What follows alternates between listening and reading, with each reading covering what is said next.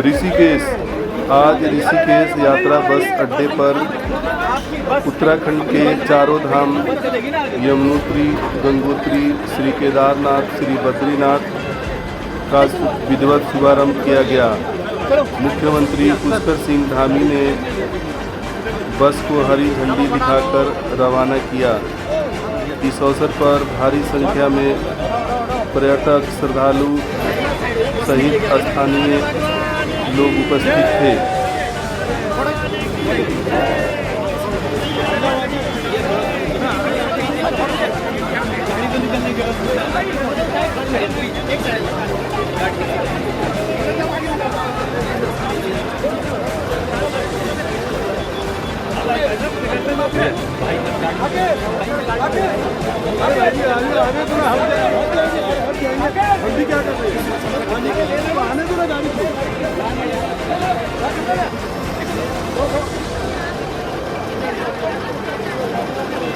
गाड़ी को आने दो, गाड़ी के नीचे थोड़ी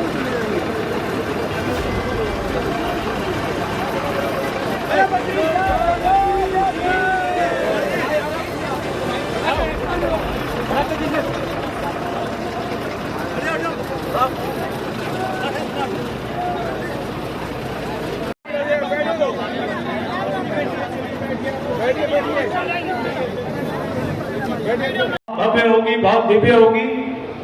मैं सबसे पहले मेरे पूरे देश भर से आए तमाम तीर्थ यात्रियों का इस ऋषिकेश विधानसभा क्षेत्र का विधायक होने के नाते आपका बहुत बहुत अभिनंदन और स्वागत करता हूं और भगवान से प्रार्थना करता हूं जिस मनोकामना के साथ आप आए हैं उन्हीं मनोकामनाओं को भगवान पूरी करे, माँ गंगे पूरी करे, माँ यमुनोत्री पूरी करे, बाबा केदार और हमारे बद्री भगवान आपके ऊपर आशीर्वाद बना के रखें। मुझे बहुत ज्यादा नहीं बोलना है क्योंकि माननीय मुख्यमंत्री जी को बहुत से कार्यक्रमों में जाना है। यहाँ के बाद हरिद्वार के बाद देहरादून और अनेकों कार्यक्रम आपके हैं। मैं बस 2-4 बातें कह के अपनी बात खत्म करूंगा क्योंकि मैंने इसलिए मंच पे जितने बहुत विशिष्ट जन बैठे हुए, किसी का नाम नहीं ले रहा हूं समय अभाव के कारण, मेरे सामने बहुत सारे लोग बैठे हुए, सबका जानता हूं। 4 बार का विधायक होने के नाते सभी का नाम ले सकता हूं, लेकिन सिर्फ इतना कि मुझे समय बचाना है।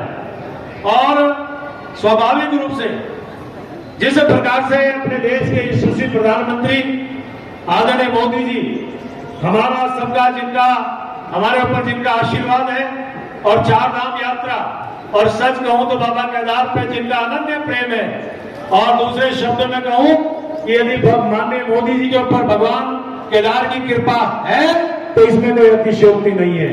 भाई बहनों, मैं 2-3 बातें सिर्फ कह के अपनी बात खत्म करूंगा। पहली बात कि माननीय मोदी जी जिनको हम सभी अपने देश का यशस्वी प्रधानमंत्री के साथ विश्व का सर्वोच्च नेता मानते हैं, उन्होंने कहा था कि जो तीर्थ यात्री इस उत्तराखंड की यात्रा पे आएगा उनसे उन्होंने प्रार्थना की है माना की धरती से, बद्रीनाथ की धरती से, कि जब आप यहाँ पे आए तो कम से कम अपनी यात्रा का 5% पैसा यहाँ के लोगों के लिए लगाइए। इसलिए विधायक होने के नाते मैं आपसे प्रार्थना कर रहा हूँ, उसमें आप अपना आशीर्वाद जरूर दीजिए। देंगे नहीं देंगे, तीर्थ यात्रियों से पूछ रहा हूँ, देंगे ना? बहुत बहुत अभिनंदन, वंदन। इस अवसर पर इस कार्यक्रम में इस प्रदेश के यशस्वी नौजवान मुख्यमंत्री जिनके नेतृत्व में यात्रा वर्ष दर वर्ष बहुत बड़े व्यापक सुधार के साथ आगे बढ़ रही है, ऐसे नौजवान सम्मानित पुष्कर सिंह धामी जी, ऋषिकेश के सम्मानित विधायक जी, ऋषिकेश के सम्मानित मेयर सुब्बू पासवान जी, समिति के अध्यक्ष गोपाल सिंह जी, भी हो, यात्रा व्यवस्थित भी हो, यात्रा अनुशासित भी हो। और मैं वन मंत्री हूं तो एक निवेदन मैं भी करूं यात्रियों से। आप देख रहे हैं कि गर्मी प्रचंड बढ़ती जा रही है और पूरी दुनिया इस क्लाइमेट चेंज से लड़ने के लिए तैयार हो रही है और आदरणीय प्रधानमंत्री जी ने कहा है कि पर्यावरण के संतुलन बनाने के लिए पूरा देश एक पेड़ माँ के नाम। तो मेरे यात्रियों से अनुरोध है कि जो यात्री उत्तराखंड में आ रहा है अपनी मां के नाम से 1 मिनट रोककर अपनी इस यात्रा को अमृत देने का काम करेगा और इस यात्रा के माध्यम से जहां भगवान के दर्शन करके भगवान का आशीर्वाद प्राप्त करेगा, वहां इस प्रकृति को भी अपना सहयोग देकर के इस यात्रा का सहभागी बनेगा। मैं बहुत ज्यादा नहीं बोलूंगा, इतना 2-3 चीजें मुख्यमंत्री से कहूंगा। ऋषि के यात्रा का एक बहुत बड़ा अड्डा पौराणिक समय से चला और संयुक्त निदेशक के सभी कंपनियों के प्रतिनिधियों को बहुत बहुत साधुवाद देता हूं कि आपने अपने प्रयासों से लगातार वर्षों से इस यात्रा को संचालित करने का काम किया और ये बहुत बधाई का पात्र है। सुदूर दूर घनसाली में रहता है, स्टेट क्रिकेट। मैं पूरे प्रदेश की यात्रा को और इस प्रदेश को संभालने का काम माननीय मुख्यमंत्री जी कर रहे हैं। मैं उनसे निवेदन करूंगा कि अपने आशीर्वचनों से और भारत माता की जय, बाबा केदार, भगवान बद्री विशाल की, गंगा मैया की, यमुना मैया की। ऋषिकेश में आयोजित 4 धाम यात्रा शुभारंभ के अवसर पर मंच पर आसीन उत्तराखंड सरकार के वन मंत्री आदरणीय सुबोध उनियाल जी, ऋषिकेश विधानसभा के आदरणीय विधायक और पूर्व मंत्री प्रेमचंद अग्रवाल जी, भारतीय जनता पार्टी के जिलाध्यक्ष श्री शंभू पासवान जी, मेयर शंभू पासवान जी, हमारे जिलाध्यक्ष राजेंद्र कड़ियाल जी, अध्यक्ष संयुक्त प्रोटेशन यात्रा श्री भोपाल सिंह नेगी जी, अध्यक्ष जेएमयू कोटद्वार श्री भास्करानंद जी, जितने सभी हमारे श्रद्धालुगण, उपस्थित भाइयों एवं बहनों, मैं आज 4 धाम यात्रा शुभारंभ के इस अवसर पर आप सभी को बधाई देता हूं, शुभकामनाएं देता हूं और भगवान बाबा केदार से, बाबा बद्री विशाल से प्रार्थना करता हूं कि विगत वर्षों की भांति इस वर्ष भी हमारी यात्रा पूरे धूमधाम से, हर्षोल्लास से संपन्न हो, क्योंकि इस यात्रा का जहां हमारे 4 धाम मार्ग पर जितने हितधारक हैं, हमारे व्यापारी बंधु हैं, होटल वाले हैं, तीर्थ पुरोहित हैं, अनेक प्रकार के टैक्सी वाले हैं, टूर संचालित करने वाले हैं, जिस रूप में भी उनका योगदान है, धर्मशाला वाले लोग हैं, धार्मिक सभाओं के लोग हैं, हमारे अनेक प्रतिनिधिगण हैं, स्थानीय लोग हैं, सभी को जहां इस यात्रा का बड़ी प्रतीक्षा रहती है, वहीं देशवासियों को भी इसकी बहुत प्रतीक्षा होती है कि 4 धाम यात्रा शुरू हो, कपाट खुले और हम सब यात्रा में भाग लेकर पुण्य के भागी हों। और हमारे यहाँ अक्षय तृतीया के दिवस से यात्रा प्रारंभ हो गई है। यमुनोत्री धाम, गंगोत्री धाम 30 अप्रैल को खुल गए थे और कल 2 मई को बाबा केदार के कपाट खुल गए हैं। 4 मई को भगवान बद्री विशाल के कपाट खुलेंगे और 25 मई को हेमकुंड साहब के कपाट भी खुल जाएंगे। तो ये यात्रा हमारी अच्छी हो, सभी के लिए सुव्यवस्थित हो और जो आने वाले यात्री हैं उनको कम से कम परेशानियों का सामना करना पड़ेगा और उनकी सुरक्षा हमारे लिए सर्वोच्च प्राथमिकता है। और हम सभी देवभूमि उत्तराखंड के लोग अत्यंत भाग्यशाली हैं कि हमें उस पुण्य भूमि में जन्म लेने का सौभाग्य प्राप्त हुआ है जहां पर कण कण में देवी देवताओं का वास है। अब पूरी देवभूमि देवों से आच्छादित है, हमारे देव स्थानों से आच्छादित है। इतना भी बड़ा सौभाग्य है, इससे भी बड़ा कि चार धाम यात्रा को सुरक्षित और सुव्यवस्थित बनाने का भी सौभाग्य हमको मिलता है।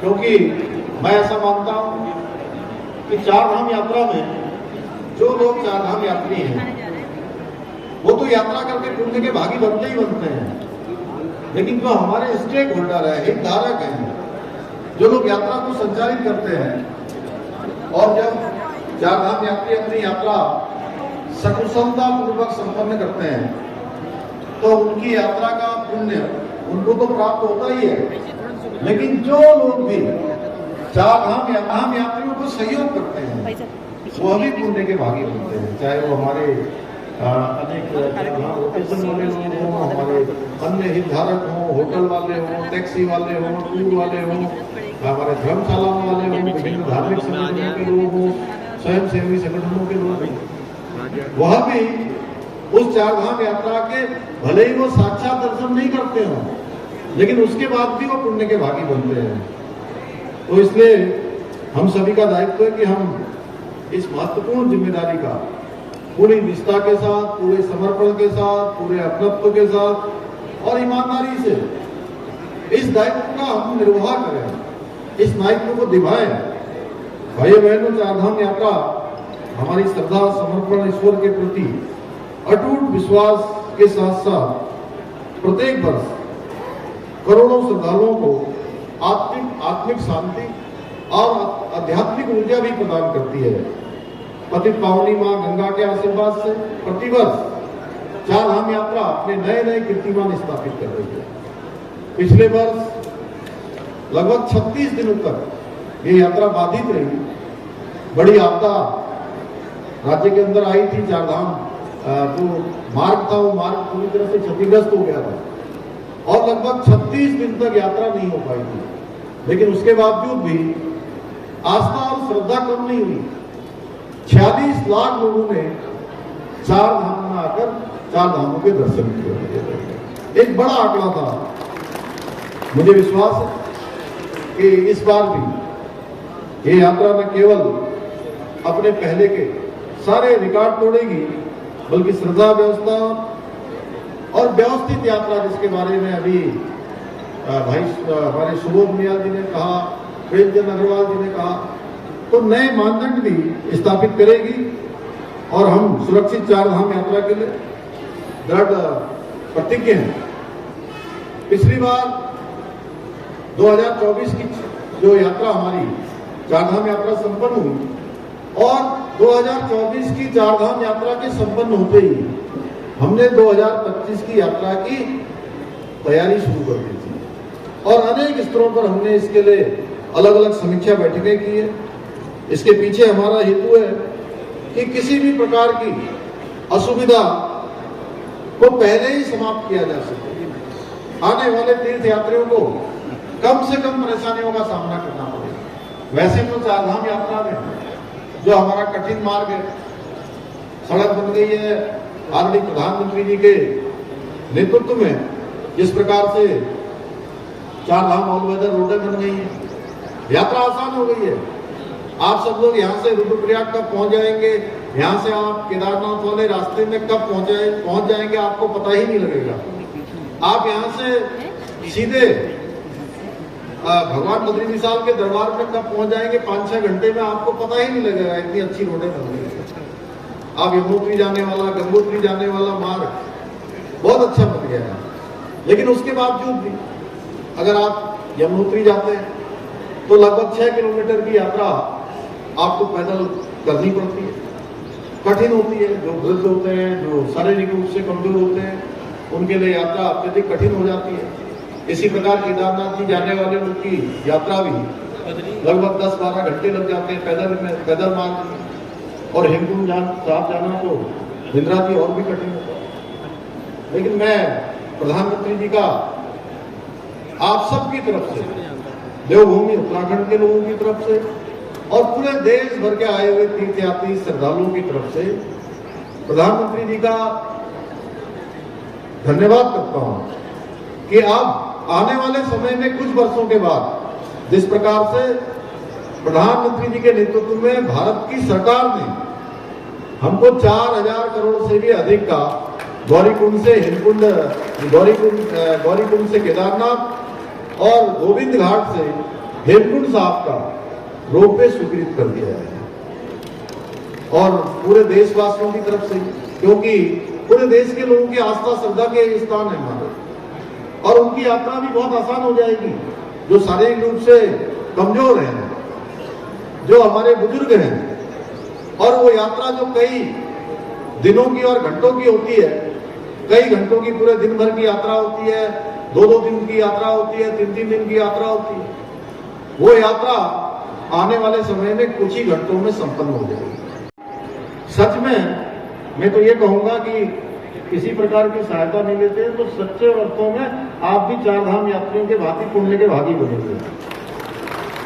आपकी पूरी टीम आपको जरूर इस 4 धाम यात्रा का जो पुण्य है वो प्राप्त होगा। मैं दावे के साथ कह सकता हूं कि आने वाले श्रद्धालुओं को सकुशल यात्रा कराने में आपका बहुत विशेष सहयोग है, पूरी टीम का। मुझे बताया गया कि समिति के अंतर्गत प्रदेश की 9 परिवहन संस्थाएं आती हैं जो श्रद्धालुओं को यात्रा संपन्न कराने में अपना हर स्तर से सहयोग प्रदान करती है।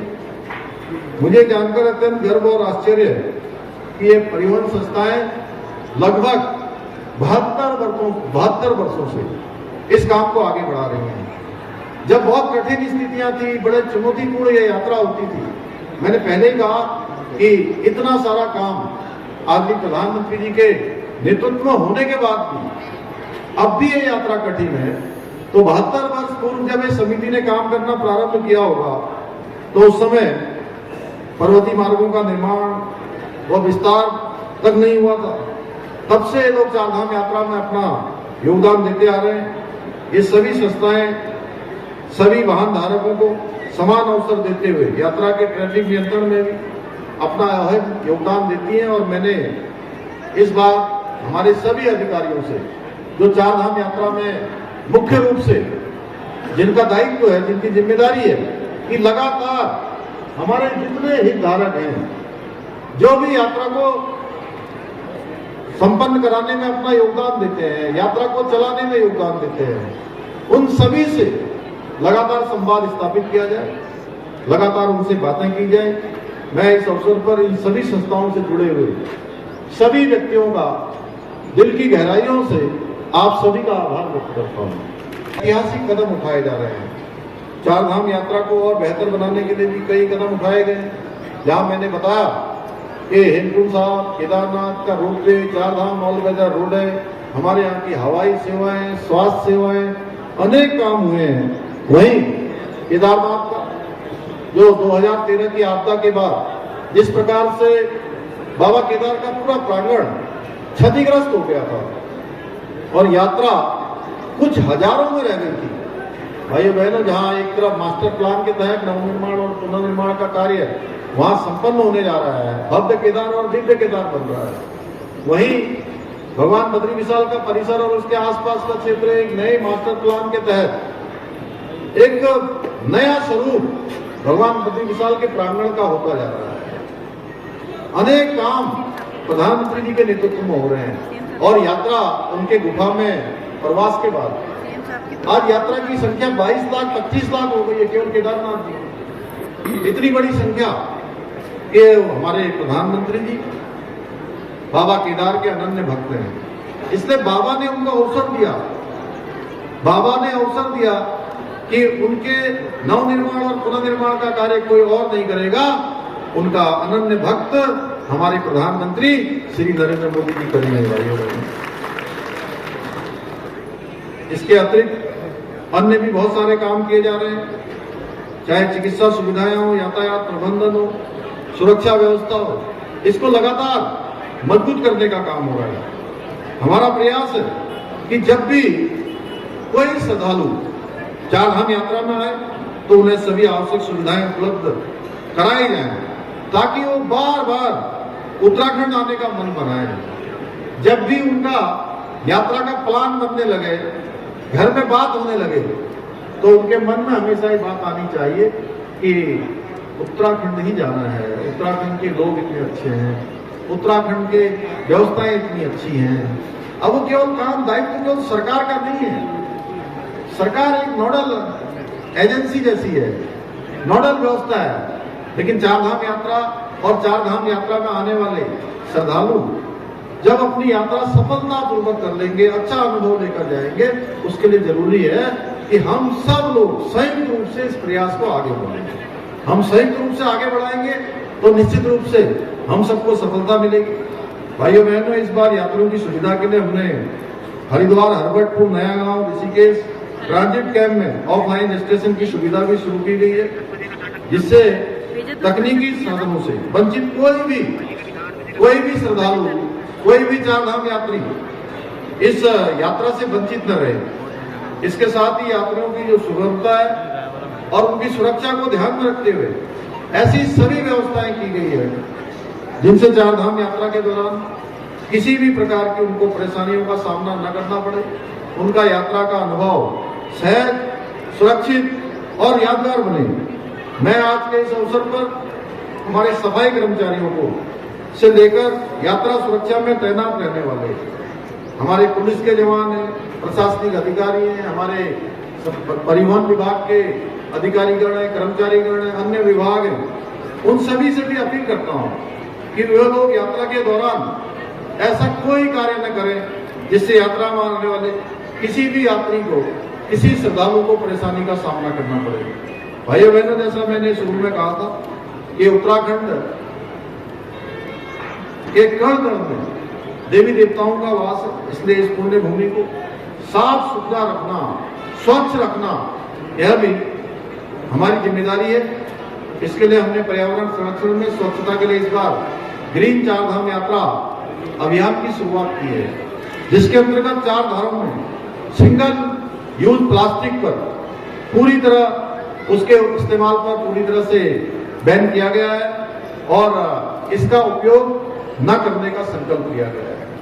इसलिए मैं इस अवसर पर, जैसा कि हमारे मनोज जी कह रहे थे कि यहाँ से आज पूरे देश के अंदर संदेश जाने वाला है, पूरे देश भर से आने वाले हमारे तीर्थ यात्रियों से, श्रद्धालुओं से, यात्रा करने वालों से मैं ये अनुरोध करना चाहता हूँ, ये अपील करना चाहता हूँ। हमारे प्रधानमंत्री जी ने मन की बात में भी बार बार देशवासियों से अपील की है कि आप चारधाम यात्रा में जा रहे हैं या कोई भी धार्मिक यात्रा कर रहे हैं, ये बहुत शुभ होता है और इसकी यात्रा के अपने नियम होते हैं। उन नियमों का जरूर आप पालन करें तो आप निश्चित मानिएगा कि हमारे चारों धामों की, सभी देवी देवताओं की कृपा आपकी यात्रा के संपन्न होने पर अवश्य होगी। 3 अप्रैल तक, 3 मई तक 65,800 ऋषिकेश और हरिद्वार में हुए और 32,400 ऋषिकेश कैंप में हुए हैं। और संयुक्त रोटेशन यात्रा समिति द्वारा कुल वाहन अभी तक 1700 और अब तक जो रवाना हुए हैं वो 120 वाहन रवाना हो चुके हैं और आज भी 10 वाहनों को रवाना किया जाएगा। सभी की संपूर्ण व्यवस्थाएं जो समिति के द्वारा और अन्य लोगों के द्वारा यहाँ से की जानी है वो हो गई है। और आज सवेरे प्रातःकाल भी 3,525 रजिस्ट्रेशन यहाँ पर हो चुके हैं और इस बार रजिस्ट्रेशन पर, स्पॉट रजिस्ट्रेशन पर कोई प्रतिबंध नहीं है। पिछले साल स्पॉट रजिस्ट्रेशन पर 2500 का प्रतिबंध था, इस साल दिन में 12,500 स्पॉट रजिस्टर हो जा रहे हैं अभी तक। एक बड़ी संख्या है और ये सब व्यवस्थाएं हमारे सभी स्टेक होल्डरों से बात करने के बाद जो उनके सुझाव मिले हैं, जो उन्होंने यात्रा को और सुव्यवस्थित बनाने के लिए जो भी हमारे अधिकारियों को सुझाव दिए, मुझे सुझाव दिए, हम उसको धरातल पर उतार रहे हैं। फिर से मैं एक बार आप सभी से यही आग्रह करता हूं कि आज अपनी यात्रा शुरू करने वाले जो हमारे सभी यात्रियों की सफल हो कि जो पिछले वर्षों के अनुभव हैं वो अनुभव हमारे इस बार की यात्रा को और अच्छा बनाने में मददगार साबित होंगे। भगवान बद्री विशाल की, बाबा केदार की, हमारे यमुनोत्री गंगोत्री धाम, हेमकुंड साहब, गंगा मैया की कृपा हम सब पर होगी और एक रिकॉर्ड इस बार यात्रा का बनेगा। इतना ही आप सबसे निवेदन करते हुए मैं अपनी बात समाप्त करता हूँ। धन्यवाद।